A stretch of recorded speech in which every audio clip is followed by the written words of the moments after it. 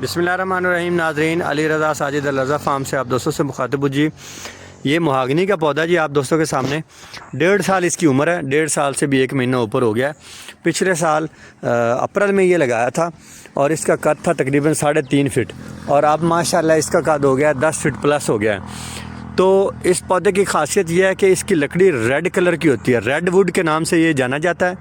Mahogany Punjab में, सिंध में, बलूचिस्तान में और तकरीबन ठंडे इलाकों में भी कामयाब है। जहाँ जहाँ शीशम और किकर लगाए जा सकते हैं तो महागनी वहाँ वहाँ कामयाब है।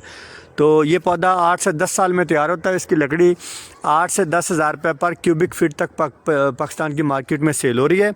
और रज़ा फार्म्स पर महागनी के पौधे भी अवेलेबल है और इसके बारे में तमाम तर मालूमात भी आपको फराहम की जाएगी। बाकायदा फार्मिंग हम इसकी करवा रहे हैं। तो आप दोस्तों के सामने महागनी का ये पौधा रज़ा फार्म पर लगा हुआ है माशाल्लाह।